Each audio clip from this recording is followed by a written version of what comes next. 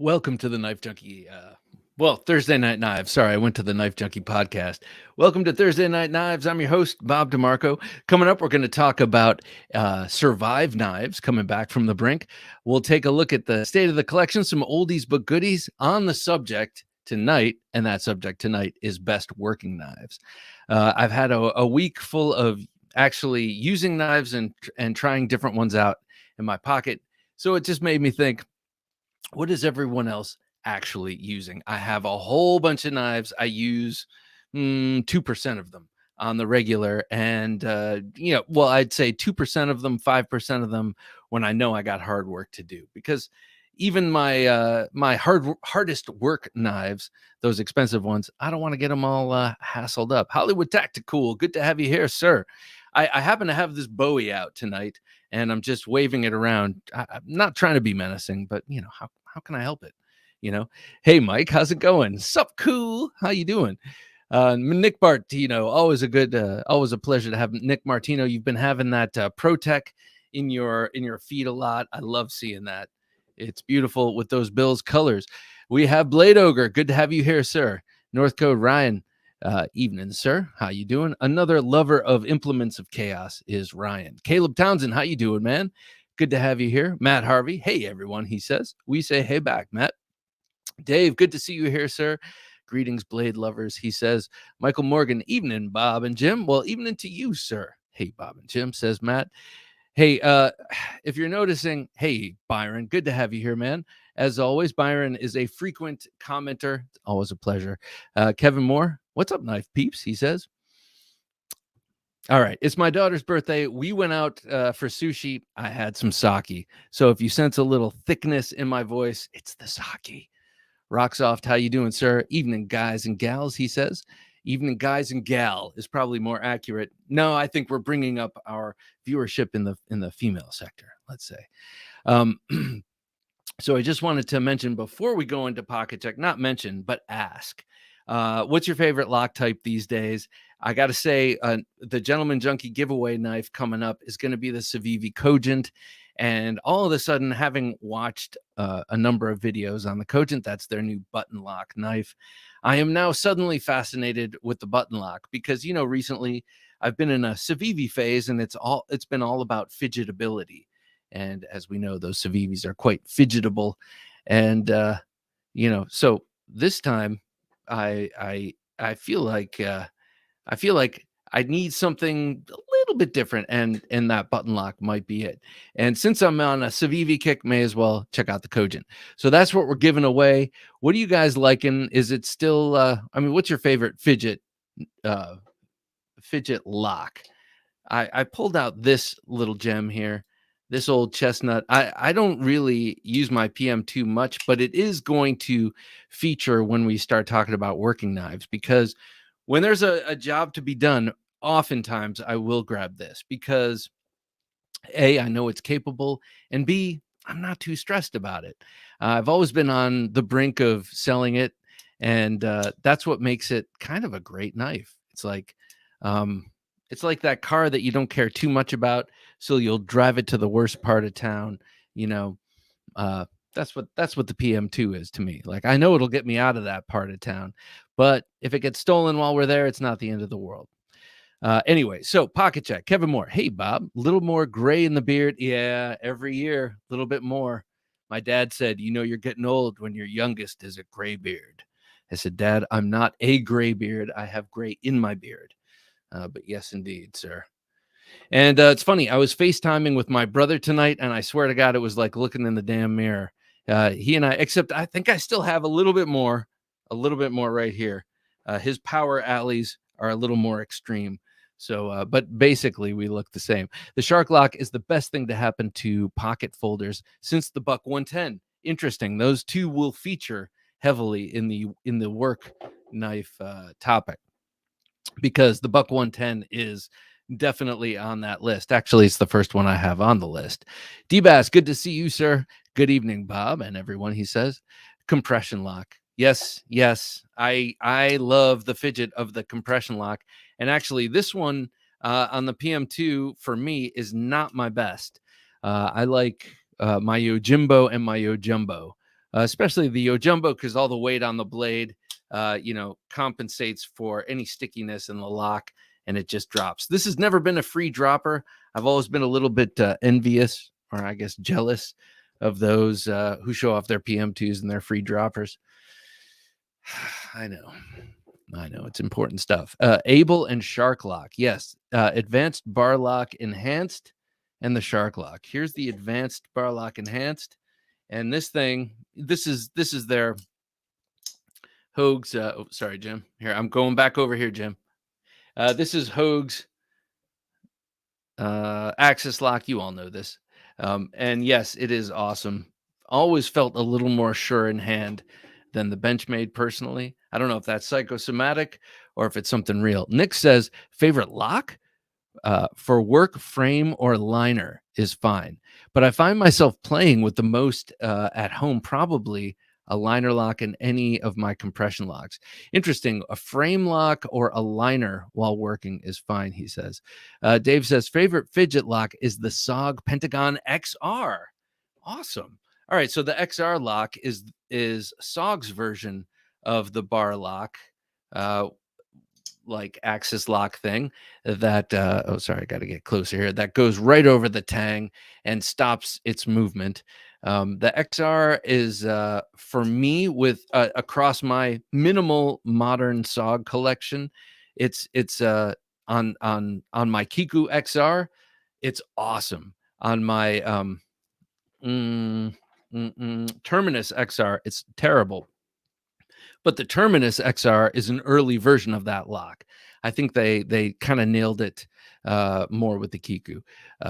Walt says, my favorite fidgeters are my 8020 and 8020 Slim and 8020.5. Yeah, man. Yeah, well, these 8020s, it's not just the feel and action of the lock. It's the shotgun racking sound or whatever. I mean, like, the sound of this knife is killer. Caleb says, best lock is the Hawk lock, especially for fidgeting, but frame locks are still awesome. I agree. Frame locks are still awesome. But what is the Hawk lock? No doubt it's a Grant and Gavin Hawk designed lock, but I'm trying to think of what it is now. Is it like a backstrap lock, kind of like the Scorpion? Let me know. Hollywood Tactical says, after that, I like button locks the best, like the Orion Solaris. I love that knife. And the Smock button actuated compression lock. Yeah, kind of an interesting thing that they did there with that. Protec Mordax and Malibu, etc. Okay, so I do not have a Mordax. I would like one. That's the one that they did with Ferrum Forge and Drop, and then there's the Malibu. I haven't experienced, well, no, I have experienced the Malibu at Blade Show, but I don't have either of those. I would like to have a non-automatic Protec button lock. That would be sweet. I even have a sub $10 M-Tech button lock, and they're quite good. That's cool. You know what I like about Hollywood Tactical is that he's not afraid to experiment and to try and to check different stuff out. Mr. Fileto, how you doing, sir? Always a pleasure. I have this. Where is it? Where'd I put it? The Perpetua. Thank you so much, Mr. Fileto, for the Perpetua. I love this damn thing. Darn thing. Love it. Can you, Jim, can you go back to his comment? I didn't actually read what he wrote, but Mr. Fileto has an awesome collection. He's very generous with letting people check it out. He says, hey, Bob and Jim and fellow aficionados of the blade. Okay. Hello, sir. Good to have you. Thank you, Jim. Rob Keener, good to have you here, Rob. What's up, everybody? I bought a button lock a few days ago. It's a $15 Milwaukee Fastback. Great beater knife, though. That's interesting. So I recently bought a Milwaukee, and I showed it on the midweek supplemental. It was a Milwaukee liner lock, but it had all of these, and it was $20, but it had many of the hallmarks of what we expect if we're going to pay $250 to Wee Knife or someone like that. It had many of the features, including a custom designed pivot.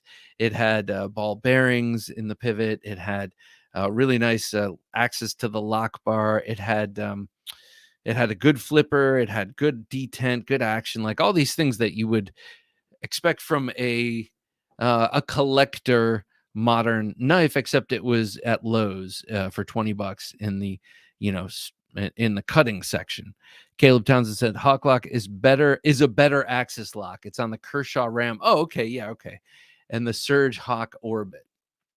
Walt says, I have the Cogent on the way after a couple of days delay in Tulsa.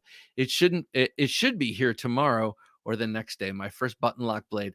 I am waiting to get the Cogent for next week's giveaway. It's purple G10 with a black blade. Looks really sweet. I can't wait to get it. Of course, I'm just saying this to the future winner of the Cogent. I will be taking it out and playing with it for a week.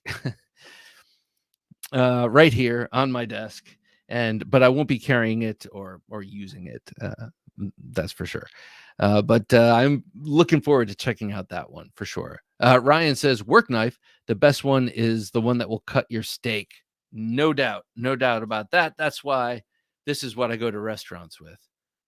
This will cut my steak. No, but I use an Opinel or Opinel number 10.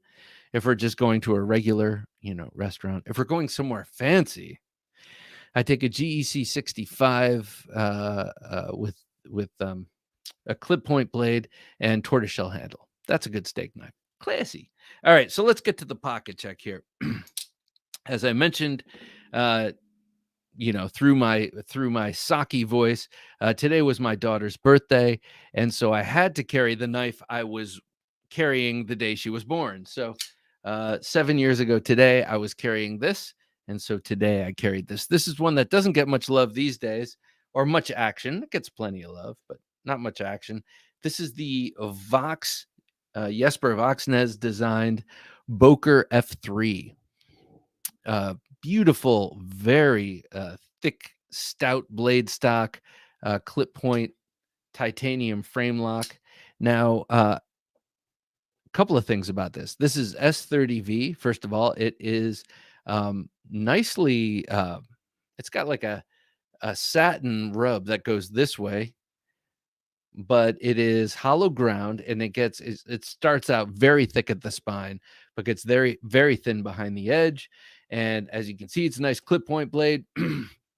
And that titanium, I remember Nick Stasa 23 talking about how he wanted to drill some holes in his just to lighten it up a little bit, and it wasn't drilling like 6AL4V titanium. So this is some other kind of titanium, just anecdotally, I think.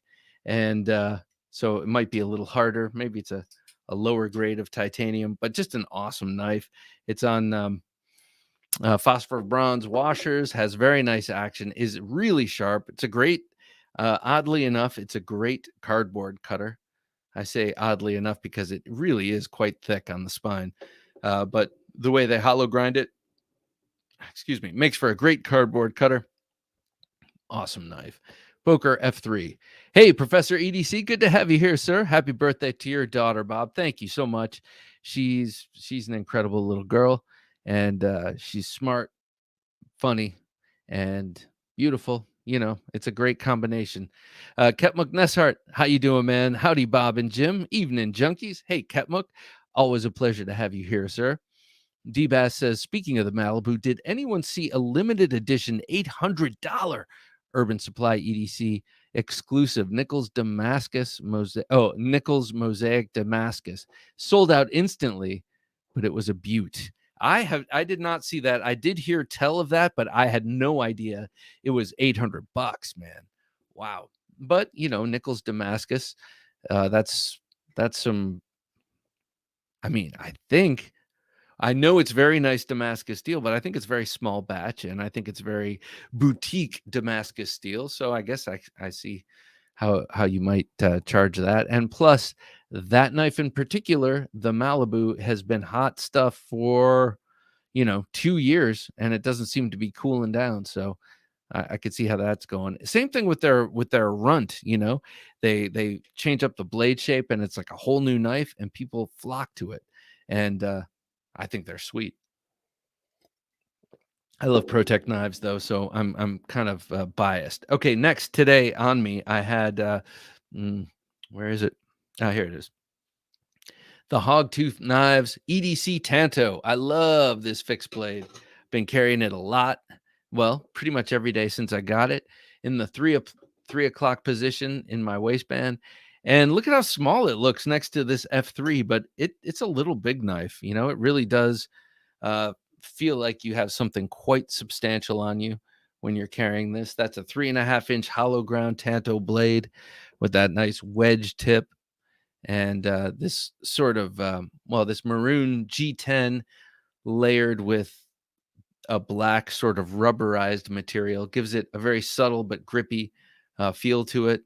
Just an awesome knife by Matt Chase and Hogtooth Knives. So yeah, there you go. Maker of my birthday knife, that beautiful Damascus and stag-handled Bob Loveless sub-hilt fighter. What an awesome knife that was.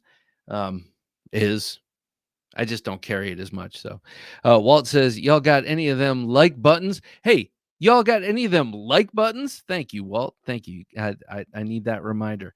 Come on, people, hit the like button. You're like, no, I'm just sitting here stewing. I hate this. And I hate this guy, but I'm going to sit here and watch it. And you'll never know the hate count now because they're nerfing everything. Well, no, I think they're nerfing it for the White House, right? Like that's why they got rid of the dislike buttons, because no one can stand to watch a White House video without down thumbing it. I think that's why they did that. Sunbun Bradley, good to have you here, sir. I don't recognize your name, but it's a pleasure to have you. Hello, my name is Andy, and I'm carrying my Tor Field 2.0 with walnut handles. Very nice. That have dynamic fluting and copper liners. I just got a tech lock and have it all set up. Perfect EDC. Interesting. Okay. I want to talk about a couple of things here. First of all, Tor knives. I'm very interested in, especially there's one fixed blade that I'm especially interested in checking out. I'll let you know in a second, but also the tech lock. Interesting for an EDC. To me, the tech lock, and not casting any aspersions, tech lock is too bulky for my EDC because I have to wear the knife on the inside. I can't wear it on the outside of my belt. But when you do, that's an awesome option. I love the tech lock for the way you just take it on, put it off. But when I'm not using that and I can go in the waistband, I use these here, the Ulti clip, or most preferably the discrete carry concepts clip there. But that's cool. That Tor sounds awesome. They make great knives. He's a Marine. The gentleman who started the company, he's a Marine. They have a very interesting story and some pretty compelling knives coming out. So thanks for sharing that with us, sir. Professor EDC carrying a JG Scout and my Bark River Gunny. Love the Bark River Gunny. Absolutely love that. Dave is carrying the Concept EDC Tack Button Lock. Oh, by Mikkel Williamson. That is a cool one. Congrats to your daughter, another Sagittarius. My B-Day was last week. Yes, she is a Sagittarius. So is my father. Very interesting sign. And I am not surprised now to hear that you, Dave, are a Sagittarius as well. Happy birthday, sir. I think there's a lot of exploration that happens with you Sagittarii, a lot of travel, a lot of interest in other cultures and culture in general. So I'm not surprised. So happy birthday, Dave. Sorry I missed it, sir. Max the Maker, good to have you here. Knives in the Pocket is the Razzle Cliff and the PM2 with Lynch Northwest clip. And RGT Red Linen micarta scales. RGT. Don't know who RGT is, but I do like aftermarket linen scales, that's for sure. Matt says, carrying the SRM Land 910. So that's like the San Renmu, I think. SRM Land 910. And the Artisan Biome, nice slip joint. And the Ganzo FH61. I don't know that one, the Ganzo. I'm pretty sure I know the SRM Land. That has a big, broad drop point blade, I think. And a multicolored G10 handle, I think. And the Artisan Biome is cool, but I don't know that last one. Rob Keener says, I carried, hello, Rob, good to have you here. I carried an all-black Protect TR5.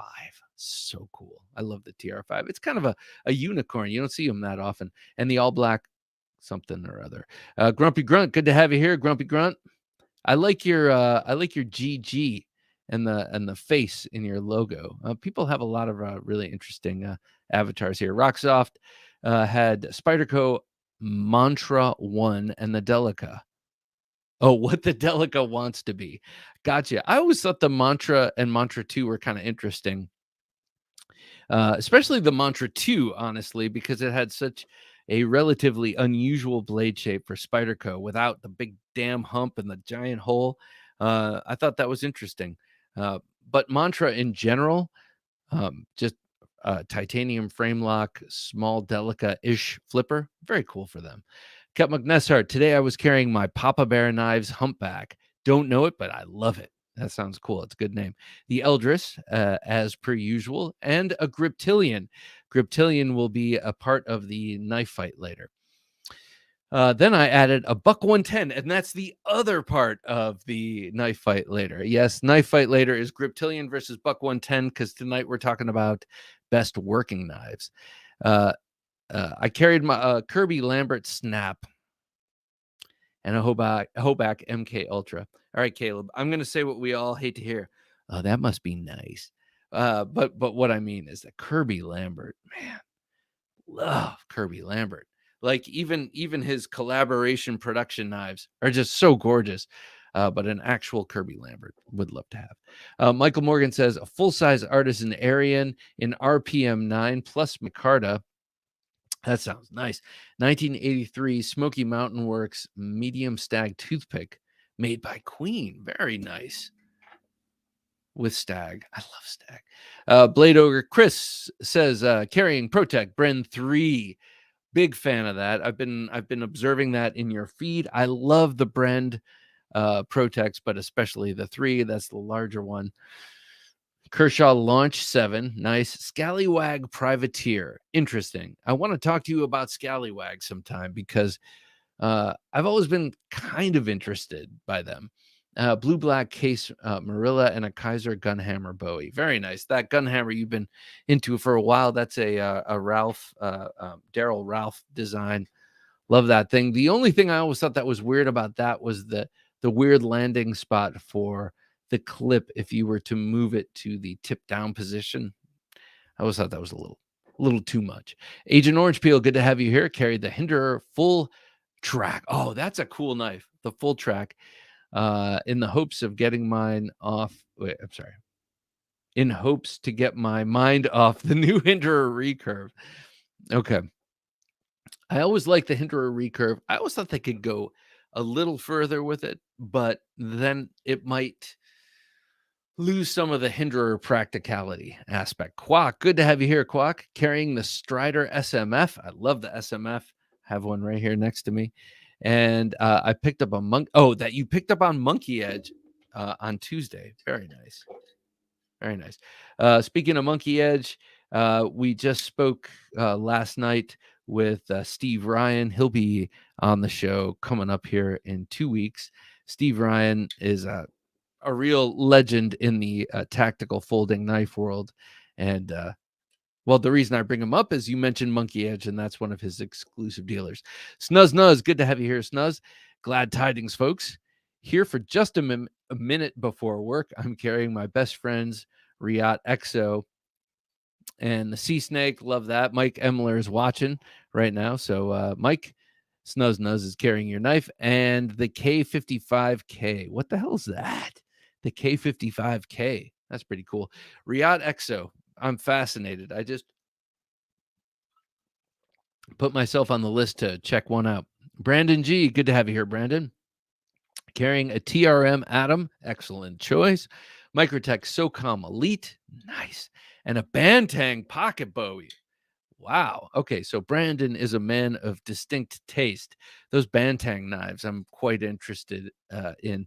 They do a lot of kind of Pikal style stuff. They do a lot of cool stuff with titanium blades, and they're just known for their insanely sickly sharp implements that tend towards the weapony. So interesting carry there, sir. Grumpy Grunt says, I have an Orion Solaris. Very nice. And the all about pocket, all about, wait. What's ABTK? Grunt folder to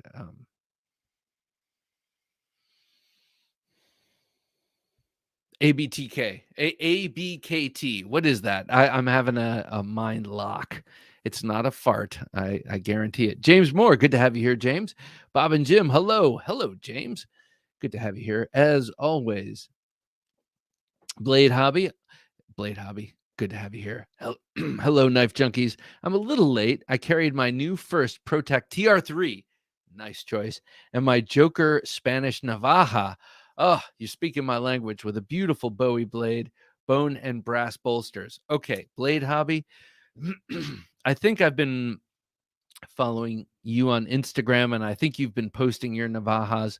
If you don't mind, email me and let me know where you get these things, because I love Navajas, but I don't own any. I only have the Cold Steel modern giant versions, but I want to get a Navaja, a legit one, Spanish. James Moore, Bob, I'm waiting for a great day. Oh, David Lespect, but it's in FedEx limbo. Oh, dude, I'm sorry to hear that. Hopefully it gets there soon. I invited David onto the show a long time ago. We kind of talked a little bit. He was unsure about his English. The trail went cold. I just reignited it. Hopefully he comes back on, or hopefully he comes on. I'm very interested in talking to David Lespect. I don't care if his English is not strong. I don't care.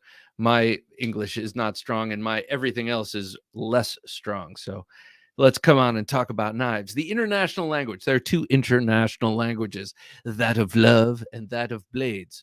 Michael Morgan says, our Pocket Checks Edge 72. Our Pocket Checks Edge. What does that mean? Our Pocket Checks Edge 72. Don't know.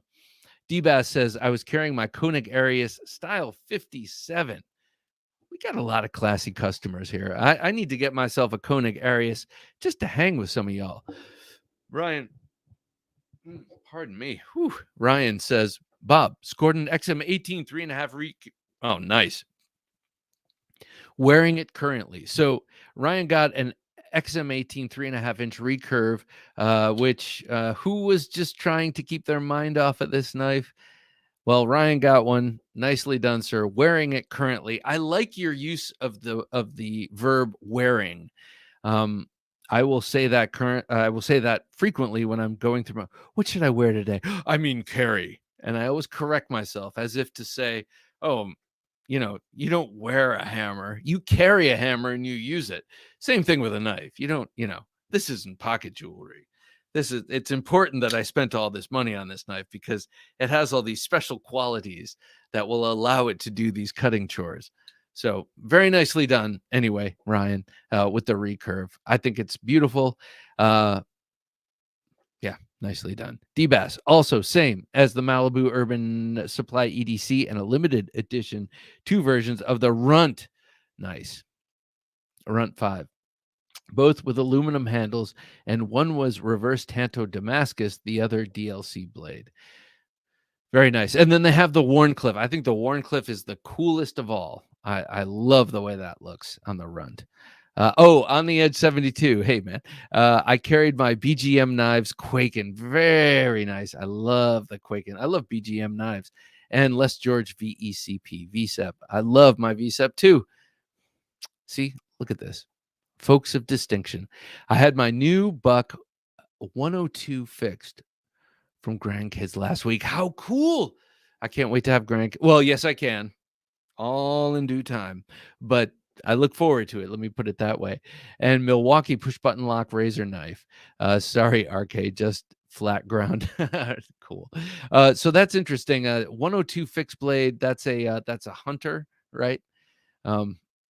I've been digging my bucks lately, especially my folding Hunter 110 and 112, but also my 119. Dig it. Deacon says non-flipper XM18. Very nice. I have a couple of, I have 2 hinderers that I think would make good flipper deletes because the detents are weak enough. But I don't have any non-flipper hinderers yet.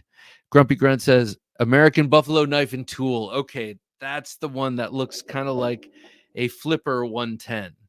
I need to check that knife out. It looks like this, kind of with a flipper.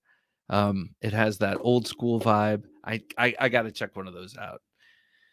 So this is like maybe the second or third time that I've been like, America, what is that? AB, KT, what is that? What is that? And someone is, hey, Bob, it's American. It's still American buffalo knife. Oh, all right. Yes, right. Okay. I learn after a while, people. But yeah, I do look forward to checking that out for sure. So that really actually does look like that American buffalo knife and tool knife really does look like a good work knife. And that's what we're talking about tonight because, well, I've been kind of taking a survey of my collection of the knives I actually use because I'm kind of, well, let's see, I've sold a couple recently. And there are a couple of more I want to sell. I sold something that was I considered kind of prized in that it's rare, and I was so happy to have it. That was the Microtech LCC Lightfoot Compact Combat double action. That's the bolster automatic. You can either open it up with the thumb stud, or you can use the automatic bolster slide. And excuse me, great knife, cool knife to have. Great for the DeMarco Knife Museum, but I've disbanded the Knife Museum, so it's getting back to stuff that I'm going to use and carry so I can keep a flowing kind of river of knives coming through here without being committed to too many knives. Okay, I know I've been talking about that for 3 years now, but in doing so, I have decided on some of the best work knives here, and we're going to get to those in a second. I'm sorry, I'm having a little scratchy throat here. All right. So, should we check them out? I don't know. What do you think?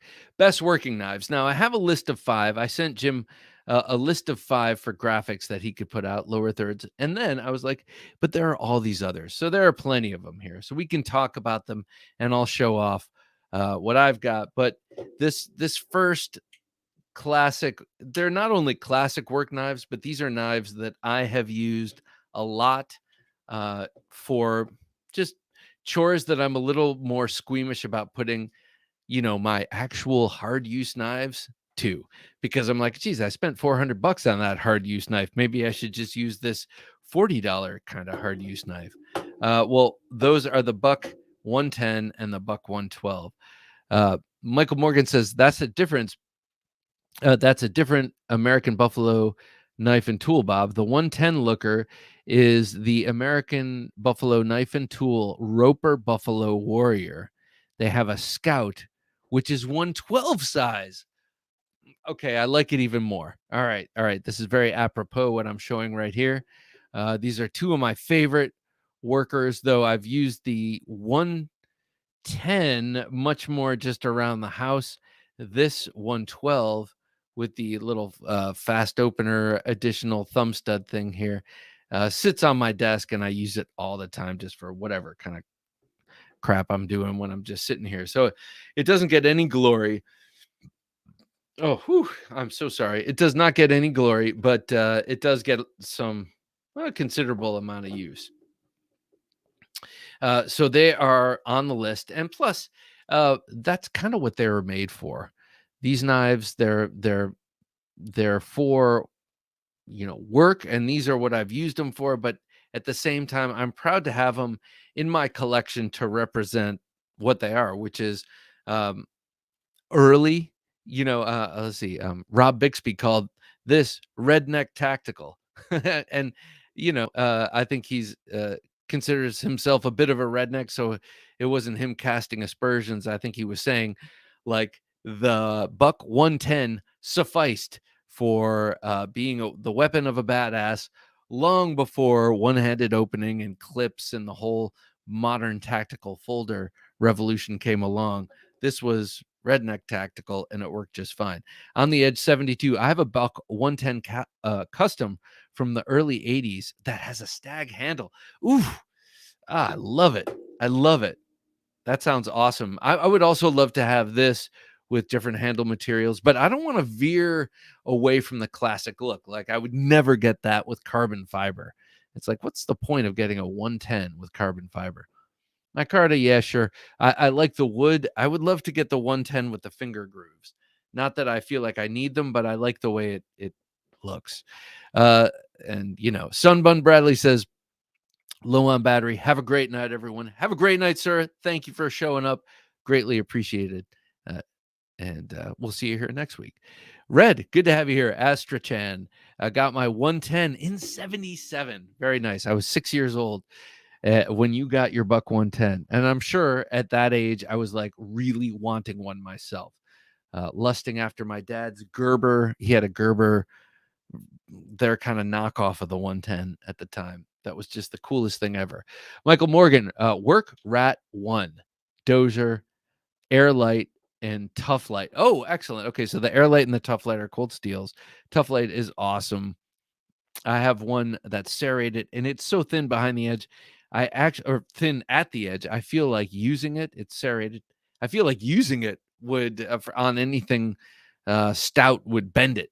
It's so thin, but I doubt it would. JN, best knife I took to work was the first generation CRKT folding Razzle while framing houses. I can imagine. I've never framed a house, but I would imagine that Razzle shape, that those two sharp edges oriented at 90 degrees from one another would be awesome on any sort of work site. Knife Modders, what's up, guys? Hey, man. Hey, man and woman. Good to have you here. I got that MKT Turbo all ready to send out. MBK. Sorry, as I explained earlier, I had lots of sake tonight. So, Monterey Bay Knives Turbo going out to Lindy, Lou, and Richie, the knife modders, and they're gonna they're gonna anodize the handle green, like that sort of bronze or copper once it patina's green, and they're gonna acid stonewash the blade and then do what they will with the backspacer. I am very much looking forward to that, and then we'll have them on the show and we'll talk all about it. Me with Knives, good to have you here. Got my first 110 in 1987. Very nice, very nice. My first 110 came in like 2014 or something like that, and okay, better late than never, but I kind of wish I had gotten one back in the day. Shane, how you doing, man? Good to have you here. Hello, beautiful people. Shane Gables, you yourself are a beautiful person. Thanks for joining us, man. A boon to the knife world. On the Edge 72, Razzle is so cool. Gave mine away as a gift. I think it's cool that the Razzle exists. So you have Razzle is chisel and razor, kind of a conflation of those two words, and it's a design by. All right, who designed the Razzle? I'm having a total brain lock. Who was it? Type it down below, please. But anyway, you have a sharp, you have a square shaped, rectangular shaped blade, and you have a flat chisel edge right up front and a straight edge here. Not chisel ground, but chisel in that it's uh, a 90-degree angle. And what an incredibly useful thing to have. And not for nothing, I always kind of look at things in through the fighting or self-defense lens, just because that's what captivates my imagination. And I feel like a Razzle would be a nasty implement if you needed it that way. John Graham, thank you. John Graham, the Graham Razzle. Thank you, Ancient Orange Peel. I appreciate it. Got my first 110 last year, says Shane Gables. Shane, what do you use it for? Do you ever carry it? I mean, I actually like that it comes in a really nice leather case, but I don't carry the leather case.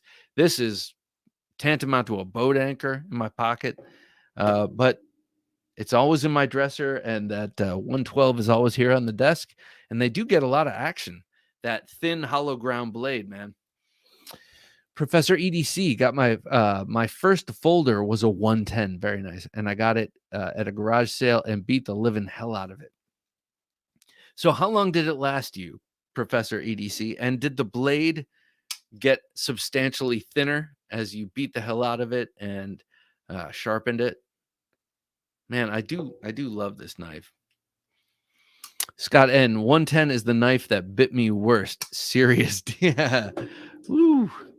Yeah. Todd Carr, evening, everyone. Good to have you here, Todd. Got some others here. Some other favorite work knives. Here's one that actually shows evidence of the work, in case you don't believe me, that I actually have done things.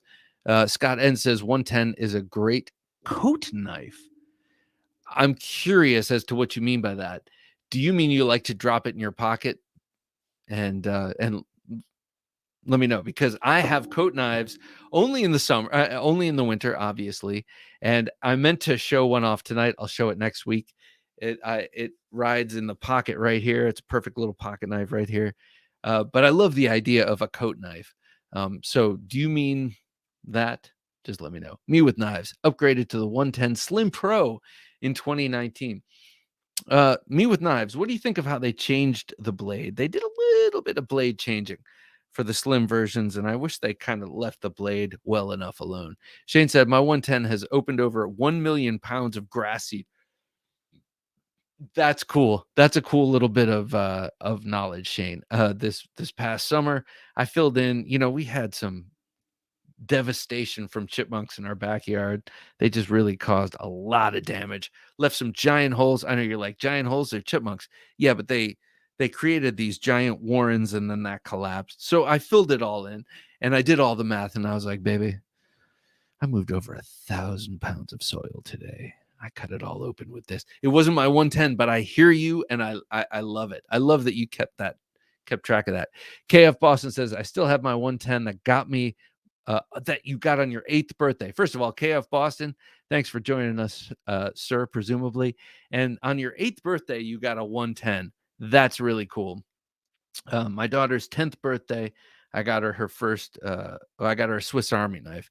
And then I got her one of those little, one of these kind of, slip joint knives with the lady's heel that she really likes too.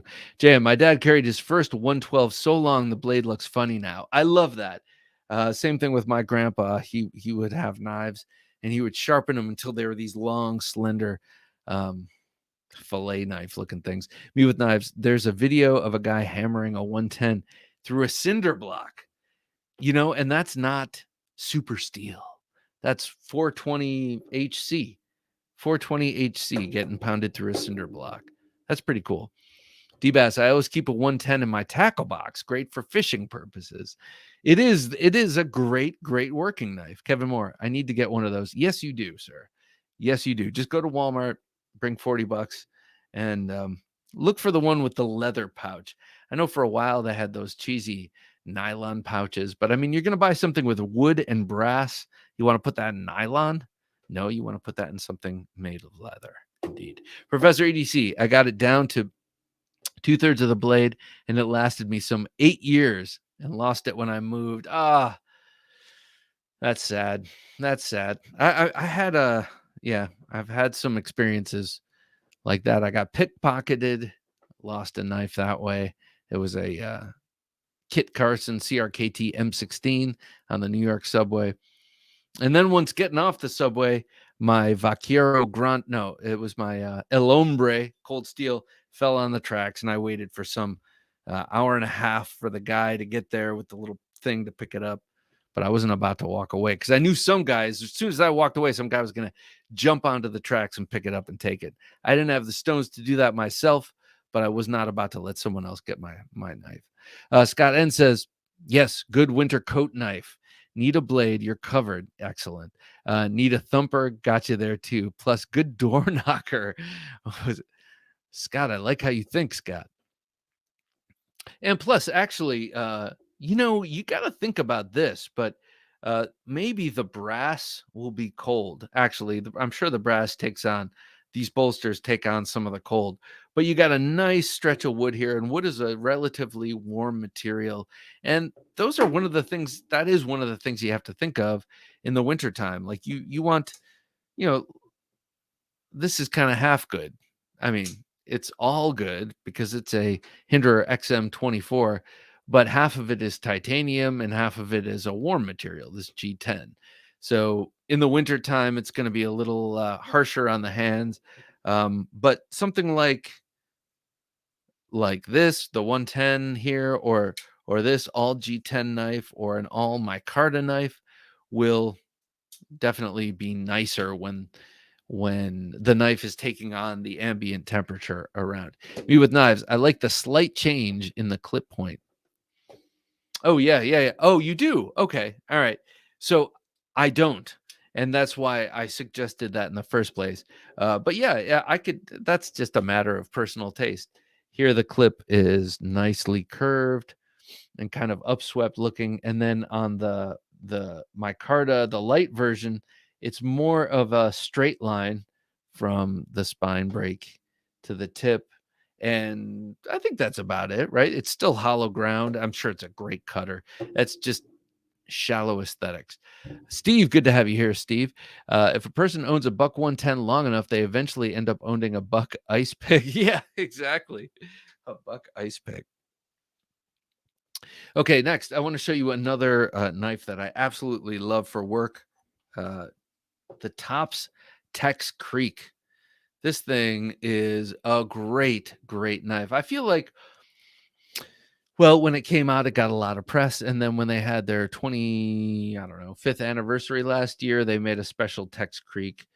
But then they made the large Tex Creek, and it sort of eclipsed the excitement of the regular Tex Creek. And I'm just here to tell you this is an awesome knife. This has been a sort of a dedicated backyard knife for a few years, and then I switched it out to the Bark River Boone this past summer. But this thing has seen a lot of action. This has actually gotten chips in the blade. This is a very tough 1095, but it's not tough enough to withstand getting slammed into a chain link fence repeatedly, which I did by accident when I was clearing some vines, and I thought I was well away from the chain link.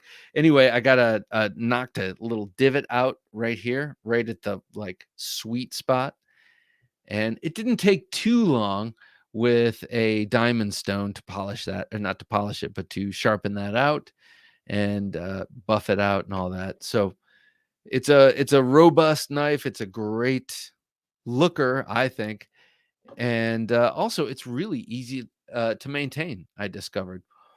Chris McNair, good to have you here, Chris.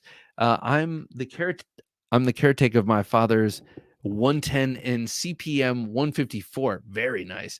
I open and appreciate it often. I only carry it on days I need a little extra confidence to handle a tough situation.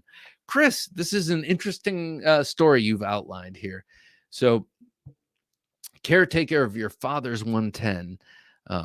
That's I sense a short story here. I don't know. I hate to put it this way, and I don't want to pry and ask you about the details, but it seems like you have a cool little story here, or a song, or a poem, something. That's cool that you're the caretaker. Well, take good care of it and use it when you need that confidence. It's funny because a couple of years ago, I got in the habit of carrying my 2000, the year 2000 made Emerson Commander on days where I knew I was going to be on all day and people were going to be looking at me to perform. I would put the Commander in my pocket and just be like, "Man, I'm the Commander today," like, and just having that would give me confidence. I know it sounds goofy as hell, but I hear you, man. Scott N says, like all these working knives, cold weather or with gloves on. Uh, hmm, um, I think all of the working knives I will present will work with gloves on, but I got to be honest, I haven't used most of them with gloves on. Ketmuk says, I carried a Victorinox Forester as a work knife for years. Lately, I've liked the Cold Steel Range Boss for a folder and the BK9 for a fixed blade.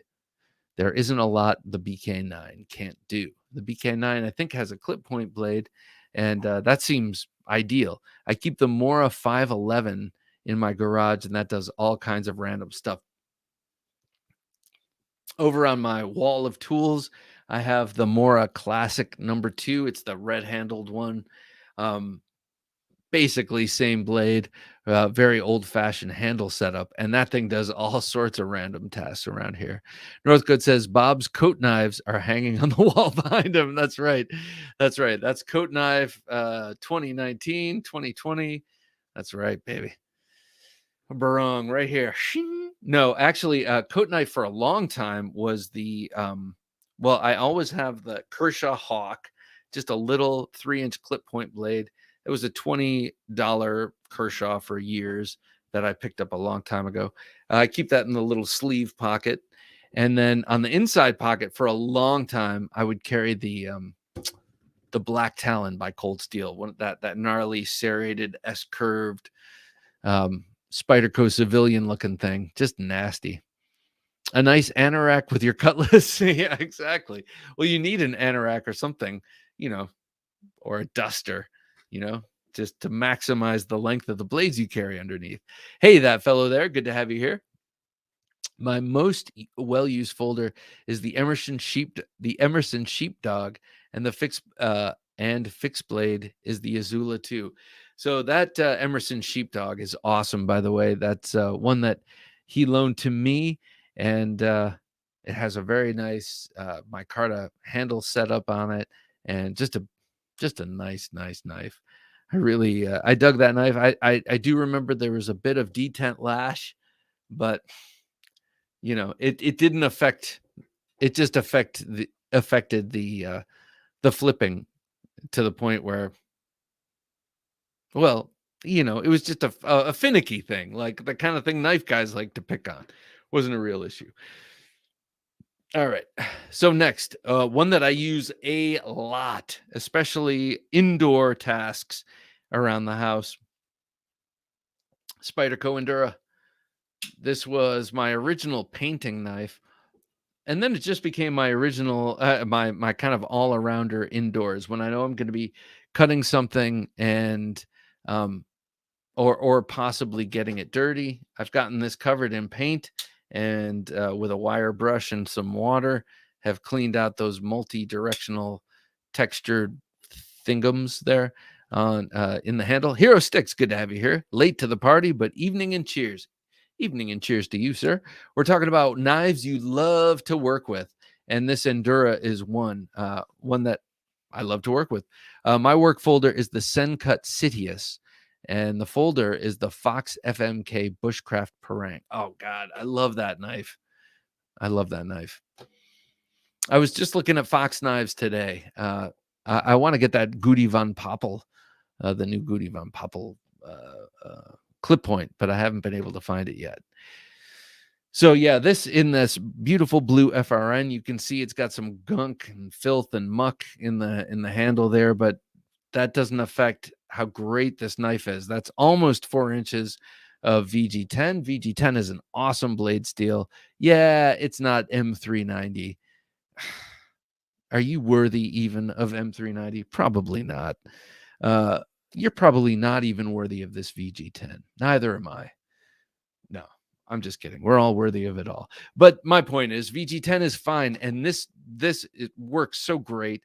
This is a great work knife because it takes a while for this VG10 to dull out. And once it does, it only takes a strop. And we all love to strop. So that's one of them. That's the Endura. I love that knife. And that is a great work knife. Now, what's up with this Endella? Does anyone have the Endella? Is this a solution to a problem that didn't exist? You have the 3-inch in Delica, you have the 3.7-inch or 3.75-inch Endura. Do you really need that Endella right in the middle? Was it 3.4 inches? What do you all think? Does anyone out there have an Endella, and does it really actually fill a void that needed to be filled? I'm curious. VG10 was a super steel at one time, but but easy to sharpen. Yeah, and very corrosion resistant. That's a really good one. Wait, VG10 can cut?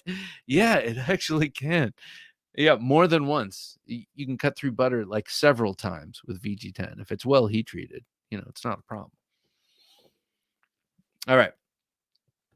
Next of the work knives I love to. This is in my pocket 85% of the time when I'm outside, whether that's mowing the lawn, raking the leaves, whatever it is, it's usually this. And yeah, this is the AD10. AD Andrew Demko. AD10.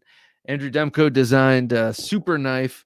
This one here is the cold steel production interpretation of the custom. And if you believe Andrew Demko, it is a fantastic representation of his custom knife. This one here is an S35 VN, and yes, it's from the first run, so it is perfectly, gorgeously, deeply hollow ground. And I know most of them, well, all of them after this had a flat grind, and I know that that's awesome too, because Cold Steel they just make great knives no matter what the grind. But I was very happy that I'm very happy now that I have one of these hollow ground ones. Andella, the knife we didn't need. Agreed. I kind of feel that way, but who knows?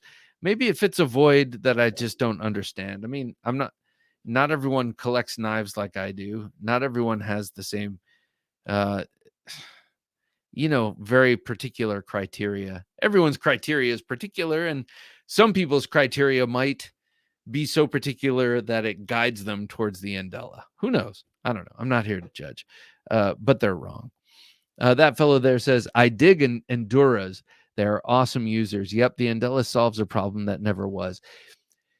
Yeah, the Endura, I love the fully serrated saber ground Enduras with the black handles too. I'd love to get one of those. And then put some zip ties on it and make it totally like, kind of how it was intended. Todd Carr, current most used work knife is the Cold Steel SR1. A very nice choice, sir. Light, old one was an old school Gerber multi-tool for the early 90s with one of the patent numbers on it. Oh, okay. So that was probably, I think, or was this SOG? Did Gerber have the one where you pinch it and the pliers pop out the bottom, or was that SOG? That may have been SOG. JN cuts through butter like warm cardboard. Nice. Andrew Demko can tell me that he's putting an edge. Hang on. Andrew Demko can tell me that he's putting an edge and a triad lock on a trailer hitch, and I would add that to my EDC. I am with you, John. I agree. Sorry, I had to slow down. It was the Saki. It's the Saki in my brain. I had to read it first, practice it in my head. Nadim Steele, good to have you here, Nadim. Delica is too small, Endura is too large, and Delica is Goldilocks. Okay. All right. This is the perspective we needed to hear. Because I feel like it must have been obviously out there, because why else would Spyderco go through the trouble of making the Andella unless there was some call for it? And I bet there was. And here we have evidence of that. So thank you, sir.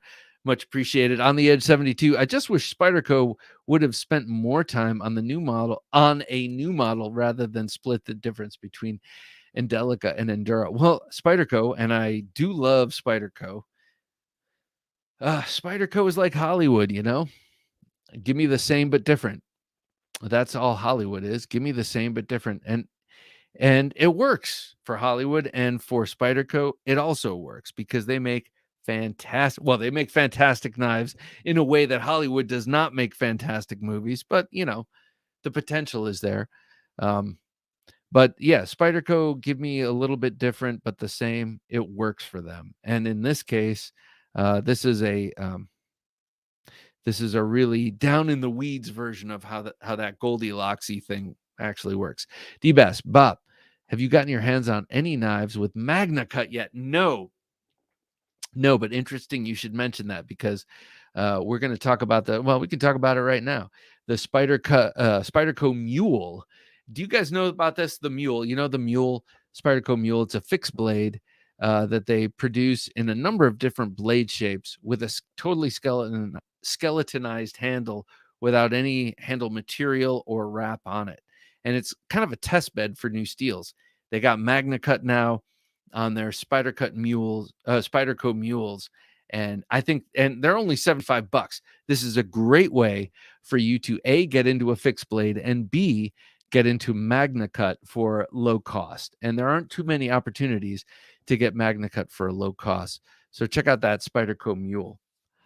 Pixel Jedi says, "Hey, Pixel, good to have you here. I'm using my Shaman Super Freak Recon 1 Tanto most days. I carry something small for the sheeple." So what is it small that you carry for the sheeple? Is it equally cool and classy as the Shaman and the others you carry, or is it like a toss away, that you throw down a sewer grate when you're done using it? Of course, that's hyperbole. Hero Sticks. Does current work knives 8010, excellent. Berg Blades Iron Pup, such a cool little knife. And the American Blade Works version 6. Okay. All right. I pulled this out in preparation for this conversation. This is the American Blade Works. This is version 5.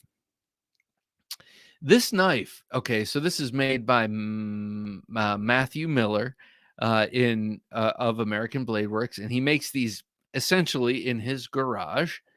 And he went through 6 versions and iterations of this Model 1, his very first model, to dial it in. And he had a whole bunch of people buying his work, and he gave a lot of his work away to get feedback. And now the version 6 is kind of the finished version of this.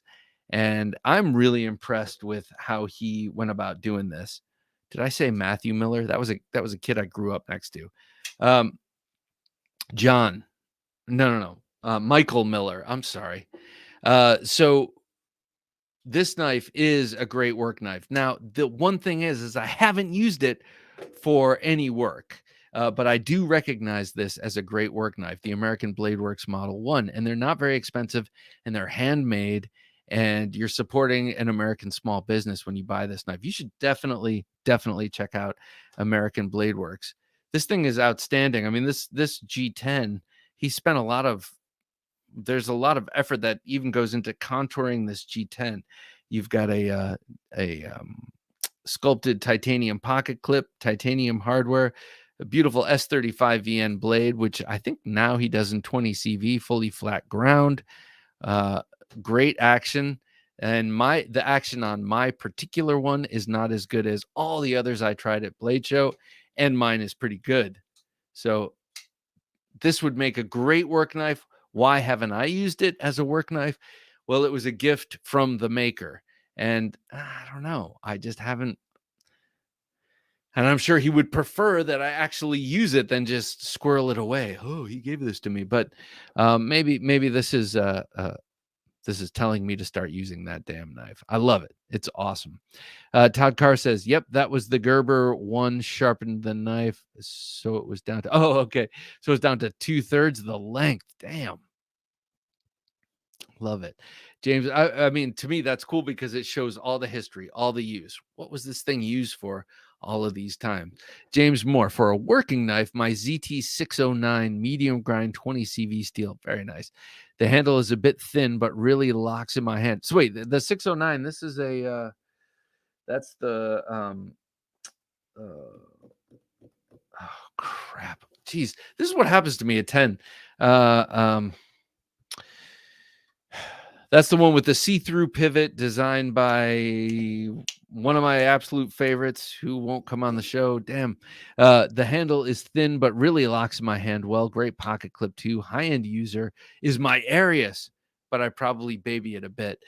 I can imagine. I mean, what I mean by that is high-end, yes, and user, yes. I could see that Arius just being an outstanding work knife, but I, like you, James, would probably be likely to baby it. Who is it? Who designed the 609? I got to do this. Sorry, people. Because he also designed my wife's favorite EDC, and my wife's favorite EDC is a Kershaw and RJ Martin 609. I almost looked it up. Okay.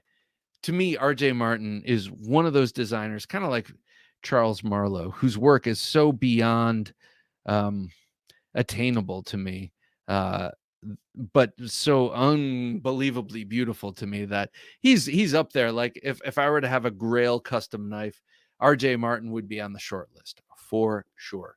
609. Okay. On the Edge 72 said, my new BGM is Magna Cut. Very nice. Just got it today, so haven't put it through its paces. And this is on the Edge was saying he just got a Quaken from BGM. Man, that guy can grind a blade. Nadim says Native 5 is coming in Magna Cut. I think Spider Cut got their hands on a pretty big batch of Magna Cut because I know that they're also adding it to their Salt series. Magna Cut is so magical and awesome that I mean, you know, if you listen to Laren Thomas, he's a brainiac. Of course it is. I mean, this guy has devoted his life to steel. Magna Cut is so awesome that and in many respects, it's like twice as tough as many of the toughest steels. I can't remember which one he quoted, 3V perhaps. It's very, very corrosion resistant. That's why they're putting it in the Salt series. How awesome is that? Super steel indeed. Scott N says, I ordered my first knife in 10V. Dear God, it's a mini sheepdog, but 10V sounds interesting. What is 10V? 7 better than 3, obviously. But is that like a semi-stainless, super tough steel? I got 2 mules in Magna Cut. Ooh, says Professor. How do you like it? Well, I'm assuming from the thumbs up and the faces you put there that you like it a lot. That's cool. Hero Stick says, currently folding work knives are my 8010. Good choice. Buck 110, Berg Blades Iron Pup, and American Blade Works V6. Oh, yeah. Excellent choices all. KF Boston. Good night, all. KF, great to have you, man. Thank you for joining us. And come back and join us next week right here. Same place, same time. Pixel Jetty. No tossaways. Mini Sheepdog or Best Tech Goblin for the sheeple. Okay. I like that. Best Tech Goblin is cool. I like that knife. And the Mini Sheepdog, another great knife. That Goblin, that Best Tech Goblin, that was one of the first knives that came out from Best Tech that I was aware of. And, you know, it was right around the time that the Tough Light was blowing up. It was sort of like the high-end Tough Light. Grumpy Grunt says they make very few of each mule team for each steel. You can only get them at their online site or in their store. Thank you, Grumpy Grunt. I didn't mean to spread rumors. You know, go get your Magna Cut. Yeah. Okay. So listen to Grumpy Grunt. You got to go to the Spyderco site if you want to get a mule team in, and I think it's a drop point. If you want to get a Magna Cut, you got to go to the site and you got to go quickly because they don't make many of them, but they are only $75, and that's cool. Hero Stick says the action on my American Blade Works was a little gritty at first, but I committed to carrying it for like 10 days straight. Flipped it like crazy and broke it in super sweet. Slicey good. Yeah, mine, I think it's the blasted surface around the pivot that I've worn through. Like mine has gotten smoother and smoother. What I have noticed tonight is that it actually loosened up. I had to tighten up the pivot. As soon as I tightened the pivot, it started to open really nicely, which was counterintuitive to me. Good looking honky. Good to have you here. fellow good looking honky. No, I'm just kidding. Knife Junkie. Hi, friend. Peter North here. Old adult film. Huge collector of samurai swords. Great stream tonight. Thanks, Peter North. Peter North, if indeed that is you, you're a legend, sir. And if you, it's really cool to hear that you collect knives. It's interesting. There are a lot of people in the entertainment industry who are really into knives. And I think that's, I don't know, man. What is it? Is it, I love guns too. I love the mechanics and the materials and all of that and the machining, but they have never captured my imagination like knives. So what is it about them? Peter North, thank you for joining us, sir. It's a pleasure. Hero Stick says American Blade Works customer service is outstanding. as an aside. Yes, that's because he's a cool guy and he is there and he stands behind his work, as you can see through his all of his market research and asking the people who bought his knives, what could I do better? I think that's awesome. Blade Hobby says, I use an old Husky razor blade for light work and an old cleaver style fixed blade for harder. I love it. Says Blade Hobby. Harder outdoor work. He uses a cleaver style fixed blade. I love that. That's kind of gangster. It's like I'm going out in the woods. Like, where's my cleaver? I like that. Professor EDC, my great work knives, Buck 110, Ontario Rat 1, nice. Endura, Hogue Ritter, of course, awesome. Super Freak. Now, people love the Freak. I've never had one. Benchmade 940, SOCOM Tanto, love it. XM18 Spanto, nice. And the Omnum's on. And that's right. You and I kind of both were going off on the Omnum's on recently. I love that one. I got the Tanto from Blade Freak. I love that knife, and he actually put an amazing edge on it. So love that. The only one out of the group, that just doesn't do it for me. But it's all a matter of taste, and there's no accounting for taste.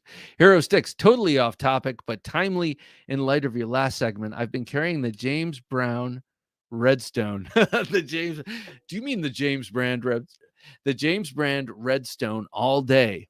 It's small, snappy, dapper. Took some time getting used to, but I can't put it down. The Redstone, that's a cool. Okay, so the James Brand. I love to hate on the James Brand, even though I secretly want to be the James Brand. I like to diss them and call them, knives for skinny jeans wearers, but they make some awesome looking knives. It's just because they're really cool people and they came from Nike and they're awesome product designers that I dish on them. And that's terrible and shows my insecurities. But James Brand, they just keep putting out these cool knives. And the Redstone is the one that they did with Savannah Cummins, who's a professional climber. And it's got like little G10 overlays and a folded over metal frame, and an Axis style lock. How cool. Like, as much as I want to hate them, they just keep coming out with cool stuff. So James Brand, I sent an invitation to them. They haven't responded. And I'm sure it's not because they watch this and they think I'm a dick, but it's just because they're busy. Knife Modders, 10V is a high edge retention steel, low toughness, and non-stainless. Huh. That's interesting. Okay, thank you guys. That's interesting because I'm sorry, Jim, can you go back? My memory is just so okay, so it's got high edge retention, low toughness, and non-stainless. It's funny because when I think of non-stainless, I naturally think of high toughness. And I don't know. I know that those things are not, whatever, mutually exclusive or whatever. But this is interesting to me. High edge retention, low toughness. That stands to reason. But the non-stainless part throws me. Interesting. 10V. Is that CPM? That I'm assuming. Well, thank you for the info. I cannot wait to see what you guys do with my MK Monterey Bay Knives Turbo. Michael Morgan says, they're people too. People like knives. Yeah. Well, you're right. You're right, Michael. And so I have to adopt that attitude. And here it comes. Manny Z says, I had a detent on my American Blade Works Model 1 version 4 that made me use two hands to open it. Really? Send it in, got it back in a few days. Great. Works great now. Yeah. Oh, so you had to do one of these.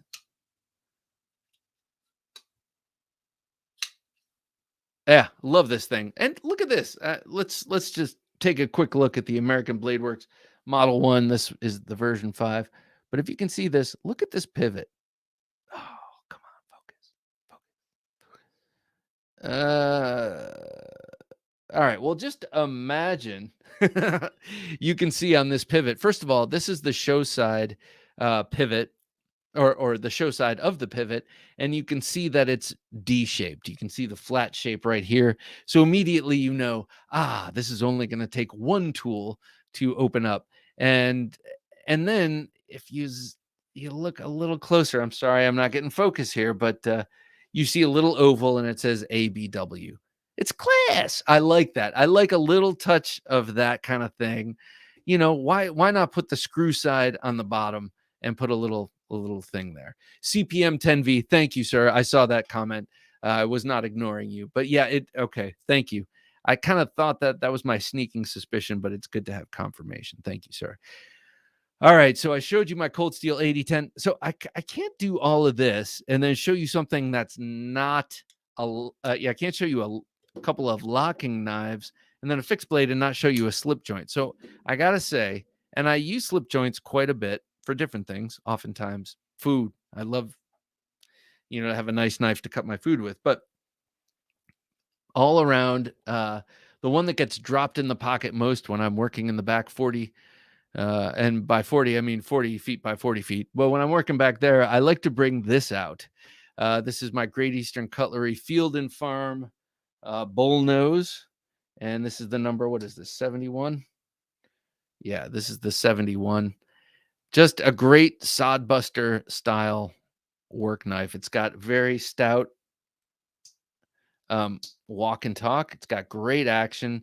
And to me, if you're going to be using a slip joint for any sort of work, more rigorous than cutting a sandwich or the errant thread off of your collar, you want something with a very stout spring, and this really has it. And then, of course, you've got the 1095 steel, which patinas beautifully. All the patinas on my GECs I make through cutting meat, usually meat and fruit. Yes, it's deliberate, but I don't call them a forced patina because I don't sit down and force it. I just take them out to eat, and then I conveniently forget to clean them for a day, and then I come back and clean them, and this accumulates this nice protective yet superficial patina. And then it also helps get rid of the engraving. I'm not a huge fan of the writing and the engraving and stuff on slip joints. So I just as soon polish it off. But in this case, I'm just sort of patinaing it out. Eventually, I will polish this blade as I have done with all of my patinaed blades, basically. But this is a great work knife for most things. I don't really, honestly, don't need to go much beyond this, except when I'm battling the vines, in the summer and in the springtime. This will do, but I got other stuff, so I'd prefer to use that. So that, and then there's a whole host of other knives I pulled out. But what are your favorite work knives? I guess you've been telling me all along. Todd Carr says the slip joint that I've used a lot were the ones with the marlin spikes. I love the marlin spikes for untying knots and such. Okay, I want to make it's totally dorky and nerdy, but I want to make a tactical marlin spike knife that has a locking folder and some sort of a Pikal style blade. And then you can put this back in, and then you can open up this pick, for assassinations. No, I'm just kidding. But, I want to make sort of a self-defensive version of the marlin spike nautical knife. I've always loved it. I think it's a really cool pattern, traditional pattern. And I really wish Great Eastern Cutlery would do a version. I don't think they've ever done a marlin spike, but I think it would be cool, especially if they made the spike lock. You kind of need the spike to lock. I think all marlin spikes lock open. This, if you're unfamiliar, this spike on a marlin spike knife is for wedging or pushing into knots. You've got ropes with really tight knots. You've got forces of nature and heavy masses pulling on opposite ends of ropes. It makes knots super tight. You can't pry them open with your fingernails and stuff. So you push this in there, create some space, and then you can, so this has to lock. Otherwise, it's going to fold whenever you're trying to jam it in there. I'd love to see GEC do a version of this. I'd love to see like a bunch of knife. Cold Steel should do a freaking Marlin spike and put a tactical spin on it. It'd be awesome. Blade Hobby says, as far as non-locking knives, I use my Victorinox Cadet and my Leatherman Squirt PS4. Two great knives. Blade Hobby, I can't find my damn Cadet. I think I left it in a hotel room somewhere a long time ago because I just can't find it. And I want it. I want it back. I really do like the Cadet. It's kind of a perfect little knife. KF Boston, I thought you went to bed, sir. Favorite work knife pair is my SNG MEFP 3V and my 3V Demco. Okay, two questions here before you go to bed. What is MEFP? I know what 3V is. SNG and 3V, that's pretty cool. But what's the 3V Demco? Is this an 80-20 in 3V? Excuse me, or is this a 15 or a 10? Excuse me. Jeez, oh Pete. JN says, for a big working slip joint, you should look at the Buck 317. 2 4-inch blades. Shield has an image of a hammer pounding a knife through a nail. Oh, I like that. So is this a trapper? Is this a knife with a clip point and a spay blade? Sounds like it might be classic trapper. I love knives. Good to have you here, sir. I do too. Presumably, you're a sir. Don't want to fold when you're jamming it in. That's right. That's bad. And maybe some of our audience knows what we're talking about here. But yeah, that is bad. And especially if it's high stakes, the boat is pitching, Poseidon is angry. He wants to down your arrogant self, and you just need to untie this knot so you can pull the sail down, so you can just make it into shore. Well, you don't want that folding on you, do you? I currently have 2 of the James brand knives. Great EDCs. I really like them, says Kevin Moore. Kevin, which ones? Every time I see them, I'm like, ooh, that's nice. I told myself I didn't like them, but I really like it. And of course, that integral that they came out with shortly, not too long ago, is also beautiful. I love Rough Rider Marlin spikes, says Professor EDC. Yes, this is a Rough Rider. I think they have 2 of them right now. You can get this in the smooth white bone, or you can get it in the jigged autumn bone, I think. Hero Sticks. I'm a sailboat guy. Ah, cool. A GEC Marlin spike elephant toe would be a dream. Hero Sticks. When I was growing up, my best friend's parents had a sailboat, and they had what was it called? I don't know. It was a cigarette boat, but it wasn't a cigarette. It was a different brand. Anyway, I always loved spending weekends on their boat and hanging out. He had to do it every weekend. He hated it. There's a lot of teak to clean and all that stuff. And I don't know. I think it's cool. I think the whole nautical thing is cool, but that's because I didn't grow up in it. But the reason you bring up the elephant toe is that there has been, what I saw from Cutlery Lover, Jeff Cutlery Lover, did some research on the elephant's toe, that these are these big slip joints with the giant broad blades. Sometimes they're called elephant toes. Sometimes they're called sunfish knives. But it's just this really big fat pattern. And just for contrast, I'll show it to you with, say, a case swayback jack. You can see it's a totally different animal. Well, from what Jeff Cutlery Lover was talking about, he did some research and saw that these knives were originally intended as nautical knives. You place that blade on a piece of rope on a gunnel of a sailboat that needs to be cut right away, I guess, to release sails or whatever. Hero Sticks could probably correct me on that.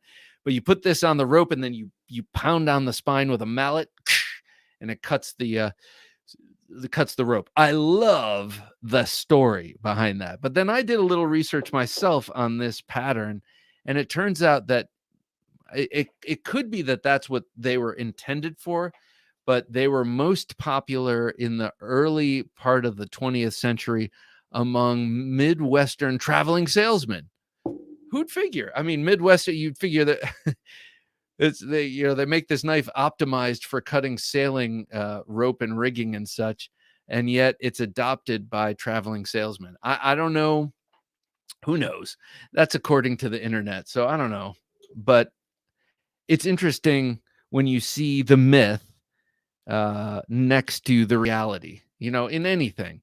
And this is just one of those cases. I love CPM S110V. So that's a great name, man. Don't mince words. Tell me how you really feel about S110V. No, I'm just kidding. I love it. I heart CPM S110V says, and by the way, welcome to the show. Thank you for joining us. Just here to say that J Cape 3.5 is the best knife on planet Earth. I got to say, man, that damn J Cape does look cool. I love the clip point blade. I love the deep hollow grind. And ordinarily, I would be very turned off by the lightning bolt shaped clip. But in this case, it just works. It just works. On the edge, monkey edge frag pattern. Oh, yes. I love that monkey edge frag pattern.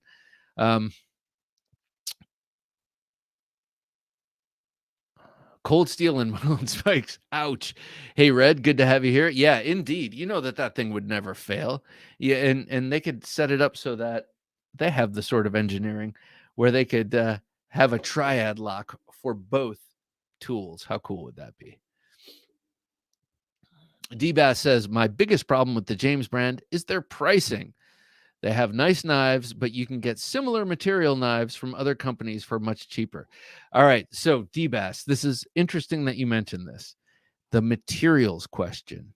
It's a big question because when you look at a lot of the big custom knife makers making knives that but the royal we pay thousands of dollars for, we'll use 154 cm or ATS 34, old Japanese 90s Japanese steel or whatever, because that's a material that they work best in. They've been grinding blades for whatever length of time. They realize I do my best work in 154 cm just because it's not the super steel, the latest, hottest steel that everyone loves. So anyway, my point is, yes, the James brand is overpriced, perhaps, or I'm agreeing, I can see what you're saying there, but is it about the materials? Are you paying for, with a place called the James brand, are you paying for the designers, for the people, for the minds behind it, more than the materials? Not a fully formed thought, but you know what I'm getting at. Hero Stick says, dude, who are making, wait, who are the makers of those toes? Marbles? I got you. I was like, what? First, this one is Rough Rider. It's part of their blue bone. It's got black G10 underneath it, and then it's sort of a translucent blue bone. And then here you've got this is Marbles. This is my favorite. This was a gift from Mike Latham of CollectorKnives.net. He's the gangster with all the slip joint knives, and he learned I love Rough Riders, and he's like, oh, I got a gang of those, and I don't need them. He sent me a whole box of them. Love them for that, but I need Knife Junkie stickers for my Pelican case. Absolutely. Email me. Let me know. I'll send them out to you. But what I love about this has the green bone. I love green bone on a slip joint knife.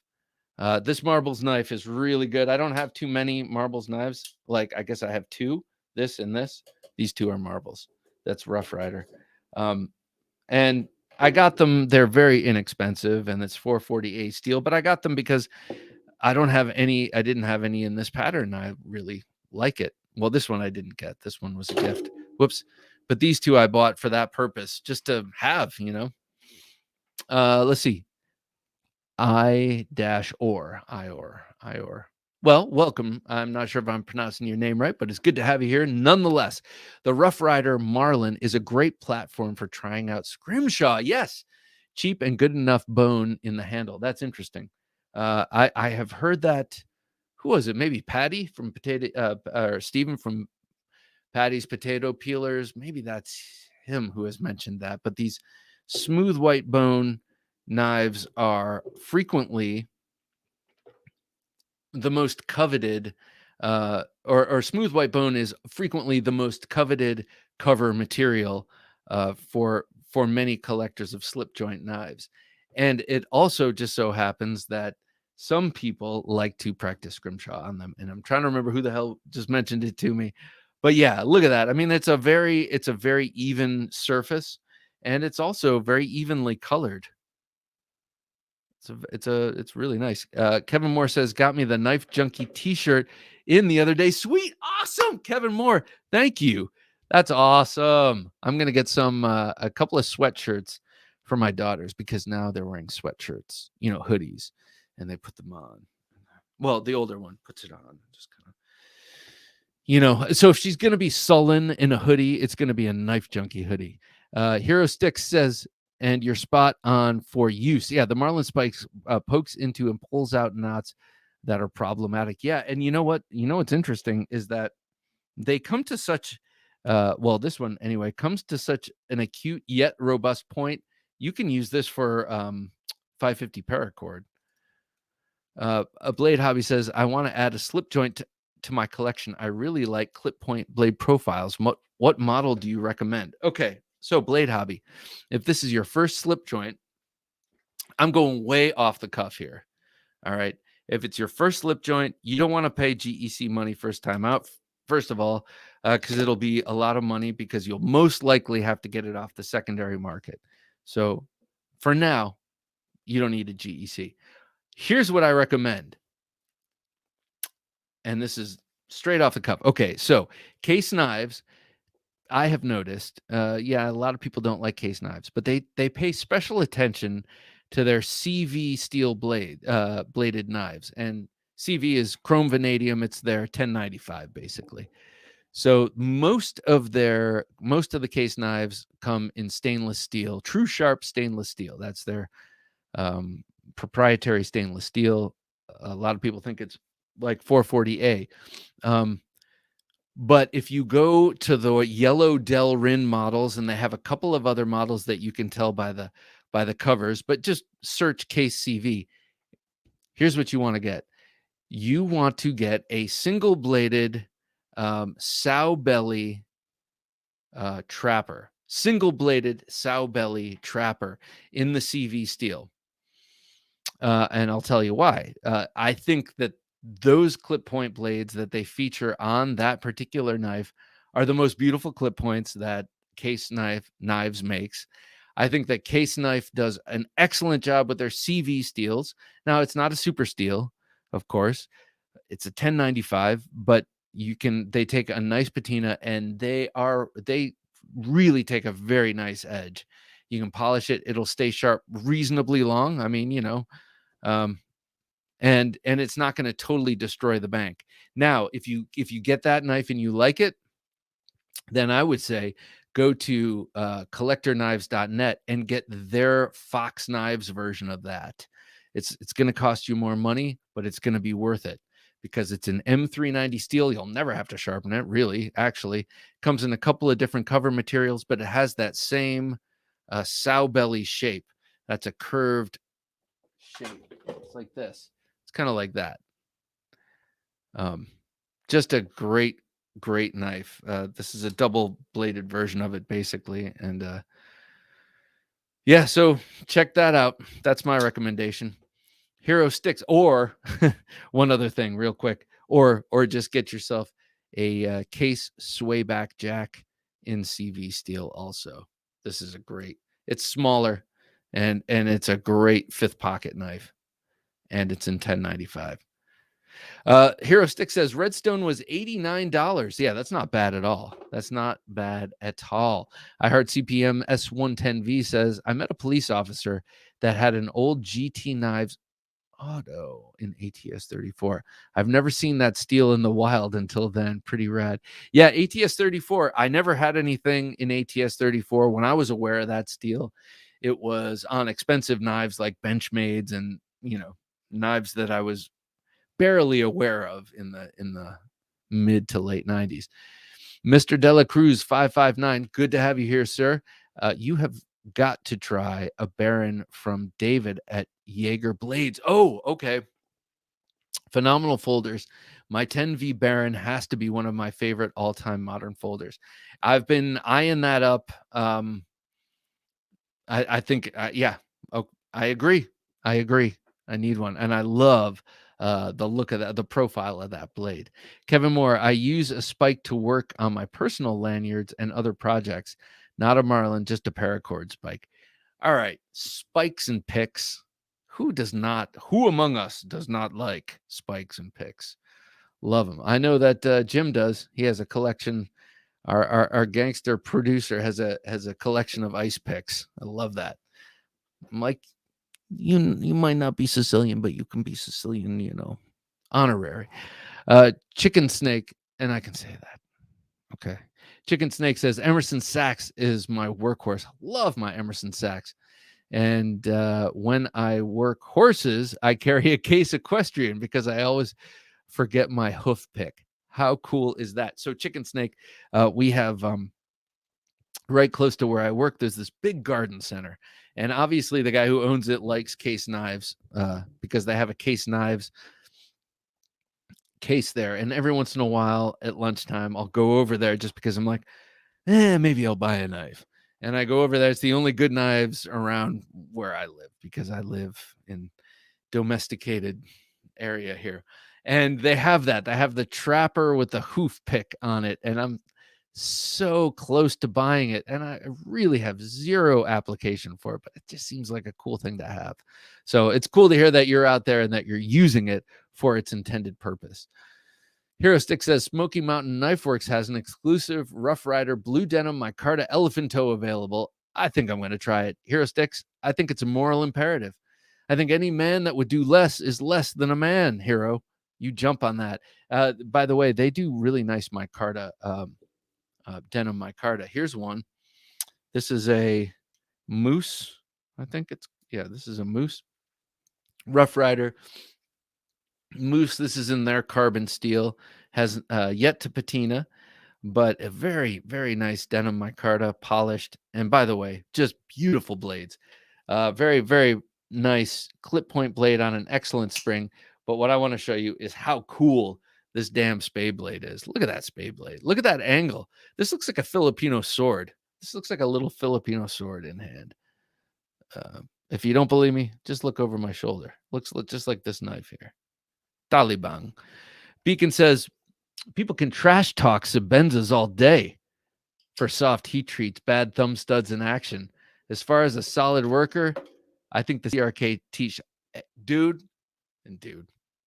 Sorry, Deacon. You're like, don't dude me if you don't know me. But Deacon, I have to agree with you.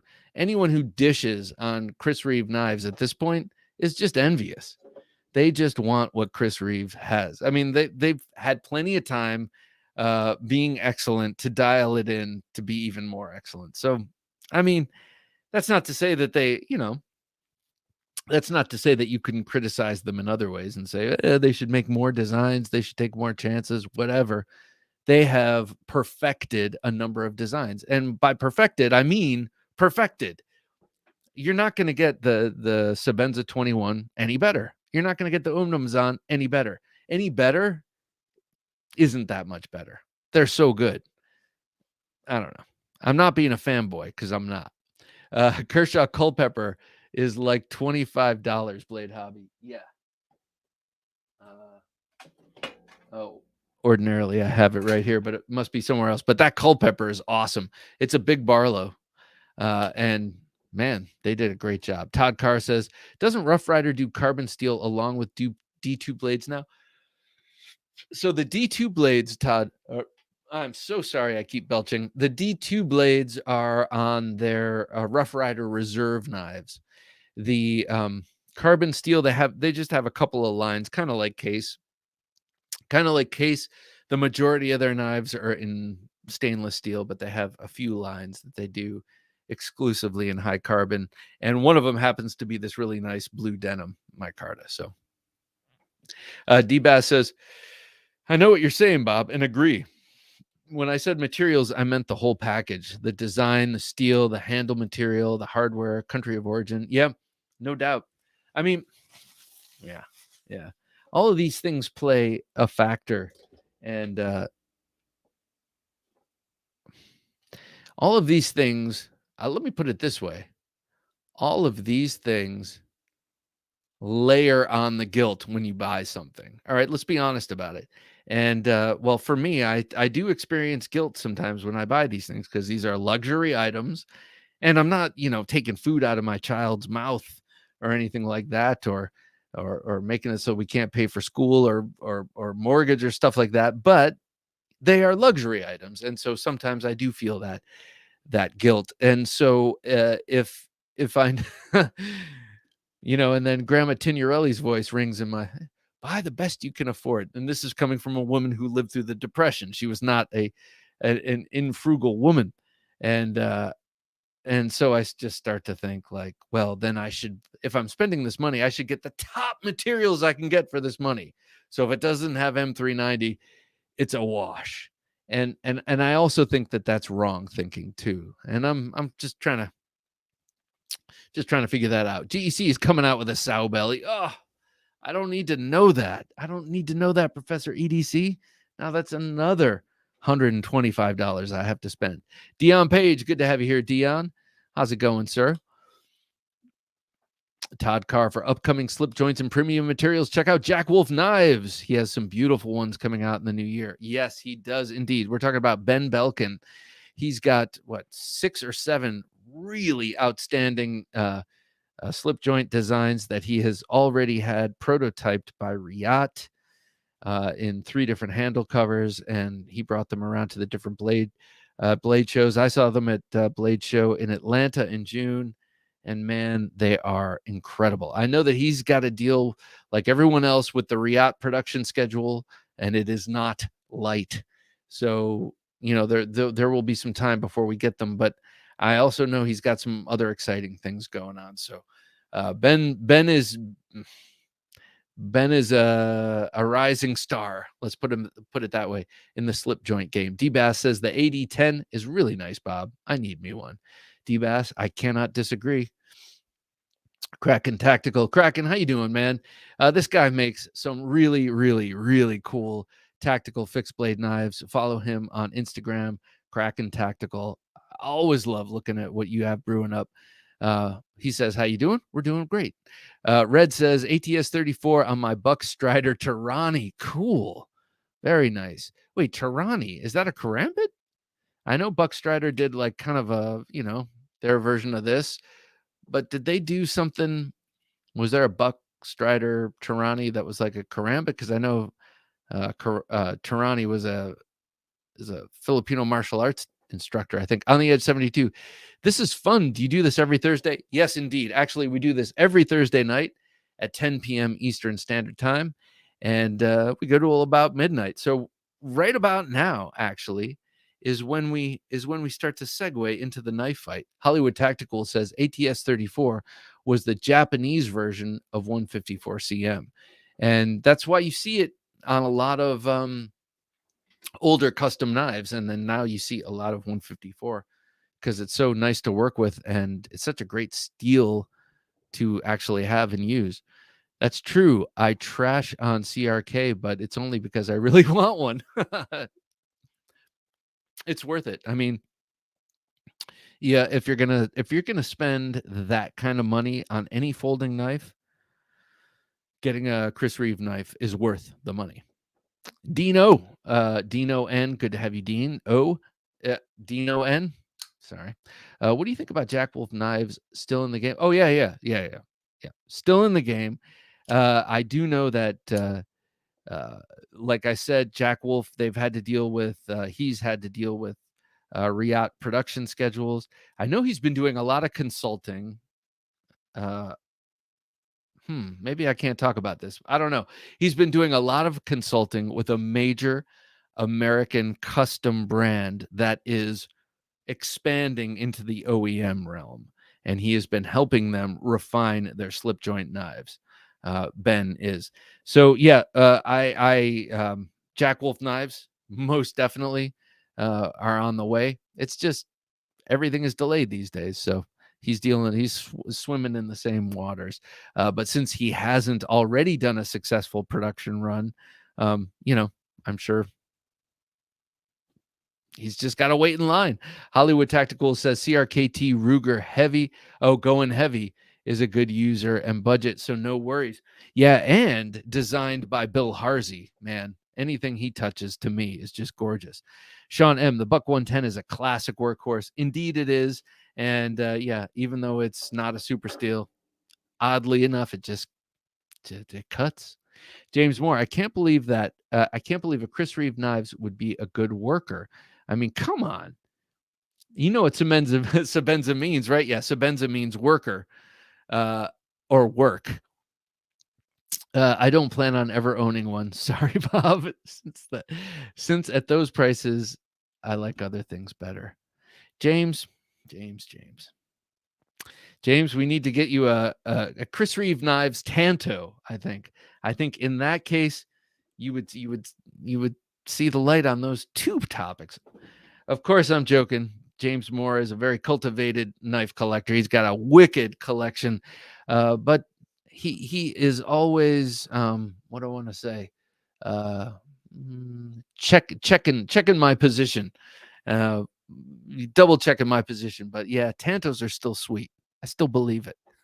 Hero Sticks. I got to say, the slip joints from Sheffield, England, made by Taylor's Eye Witness, are also exquisite. They look cool. Only ever seen them on Patty's channel. Yeah, they look pretty awesome. One thing before we get to the knife fight, I just want to show this. I already talked about the Spyderco Mule earlier, but Survive Knives, I just want to bring this up real quick. I don't know if any of you remember this, but Survive Knives, a fixed blade, outdoor fixed blade knife company, popped up, I don't know, 4 or 5 years back, and were all the rage. And then they fell behind in orders. And Survive Knives became these really like hard to get commodities, and then they just sort of disappeared. And I know they had some contentious relationship with Millet Knives, but anyway, they are making a comeback, and I just wanted to mention that. And they're coming back with a couple of new knives. And this is one of them right here. And then if you scroll down, Jim, there's one down below that looks really cool. But I'll be interested to see how they do this. I got to say, this article was actually confusing, and I don't think it's the fault of Ben Schwartz, writer. Look at that thing. That's pretty sweet. Writer for Knife News. I think the story about Survive Knives and Millet and the history of what happened and all that is very convoluted. And who knows, maybe there's some he said, she said involved. So I'm not going to go into that, but it is good news to hear anytime a knife company that was, that people really, really were compelled by makes a comeback, because I love to see, I even hate to see crappy restaurants go out of business. That's the kind of person I am. I'm just a good person. I'm just so good. Aren't I good? No, but what I mean is, like, especially a knife company, I just like to see them come back, especially one that was much loved. I mean, you look at Gideon's Tactical, you looked at a lot of these, you look at Prepared Mind 101, a lot of these guys who test outdoor knives, man alive, they loved these Survive knives. So it's good to see them making a comeback. And I don't know, I would love to have the gentleman from Survive Knives on to talk about it and find out what his perspective on this convoluted story was. I know that they did get involved with TJ Schwartz. I think he designed that second knife we showed. So just be interesting. Oh, Seifert is his name. So it'd be interesting to talk to him and find out what the dilly is on. Yeah, 1999 is calling, Bob. They want you back. All right, so that's it. That's it for Survive Knives. We'll find out, and we'll bring you more later. Todd Carr says it would be great to see some of the larger USA brands start to do OEM production. Spyderco Benchmade, yeah, Benchmade stopped doing OEM altogether a few years back. That's why they dropped the Ritter Griptilian. That's why Doug Ritter went to Hogue, I think they just lost capacity. For a long time they were doing OEM stuff. But I'm with you. I think that companies, these well-established American companies, I mean, wouldn't it be cool if ZT, who's kind of like faded, I don't know what's happened with them, but wouldn't it be cool if ZT took the zero tolerance, took all of that engineering prowess and put it towards OEM work for American designers? That would be cool. That would be cool. That to me would be like having a very trusted, super high quality OEM right here in the States doing this kind of cool stuff. What's tonight's knife fight? Always looking forward to him. All right, D-Bass, it's time. It is time for the knife fight.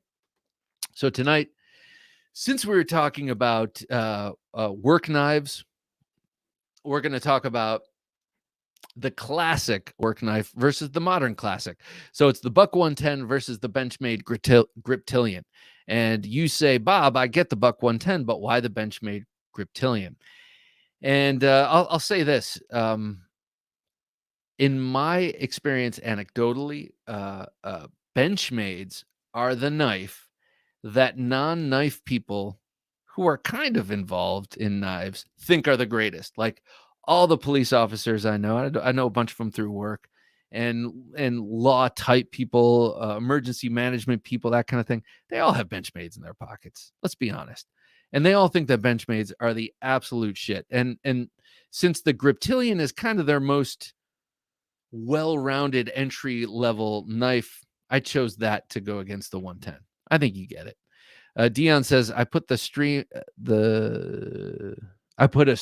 new edge on my 1965 case double X folding Hunter today. My dad gave me. How cool. Congratulations, man. That is such a cool thing to get passed down from your dad. I'm presuming that's one of those double-bladed, large-ass double-bladed folders. Very cool. Use it in good health for many, many years. Okay, Buck 110 versus Griptilian. So since I have no one else here, I am arguing against myself per usual. And so let me wipe down these knives, collect my thoughts, get them out of the way so I can put the 110 right under the camera. Okay. All right, I got it. Okay.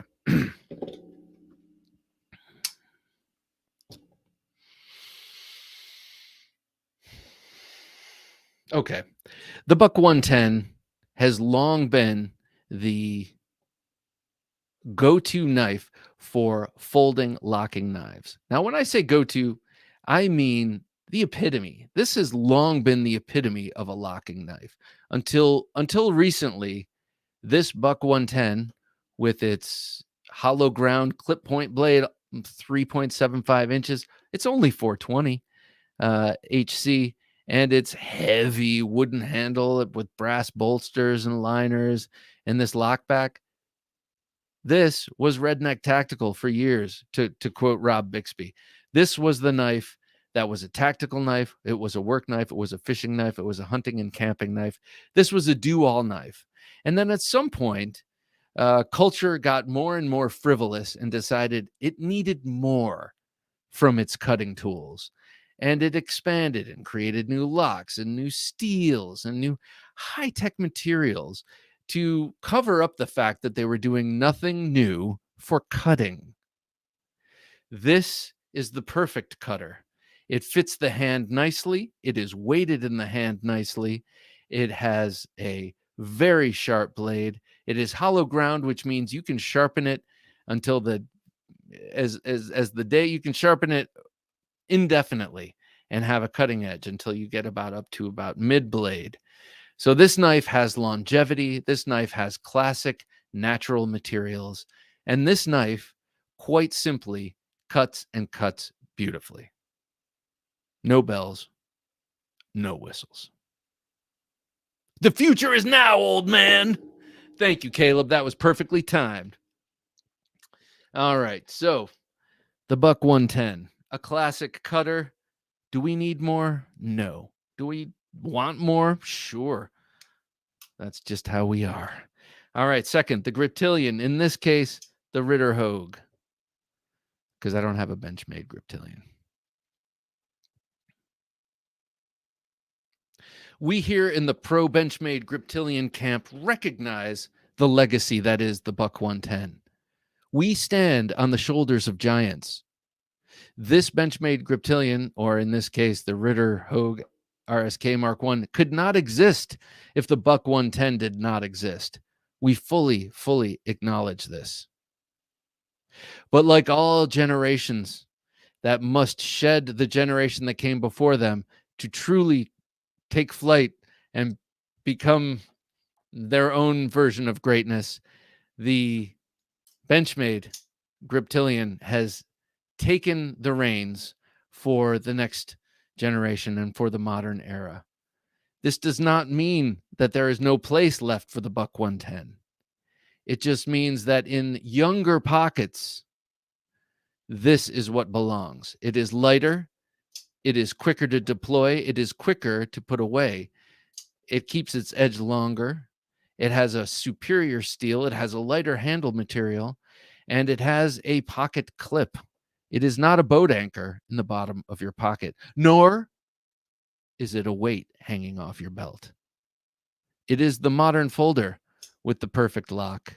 It is the Griptilian, or in this case, the Hogue Ritter RSK Mark I. And it is superior to the knives that came before it, including the Buck 110. Scene. What do you think? I don't know. What do you think? I know what I think. I think they're both awesome. I think they're both sharp. Hiptilian. I love it. I love it.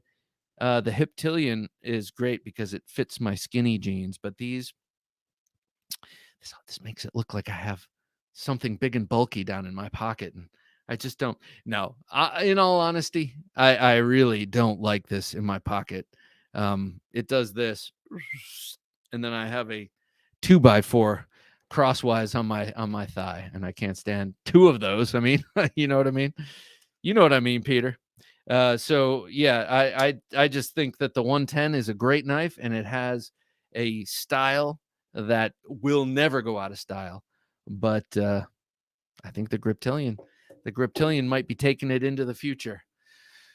All right. Well, buy your copy of Knives 2022 and other great knife books on thenifejunkie.com. We have a great shopping section. And as this is the Christmas season and the holiday season and the gift giving and buying season, we have a lot of really good stuff up there. We have t-shirts, we have sweatshirts, we have swag, pillows, we have wall hangings, pillows, and all sorts of stuff with the Knife Junkie logo, and also other logos and slogans that Jim has come up with that look cool as hell. You can buy all sorts of books. You can buy knives. You can buy all sorts of stuff on the knifejunkie.com/shop. In this case, shop knives/2022. All right. So we're at about midnight here on the East Coast, and so we are going to wrap this here Thursday Night Knives. But I've had a great time. Thank you, as always. It's always a pleasure. Splendid presentation, Bob. Why, thank you, sir. Thank you.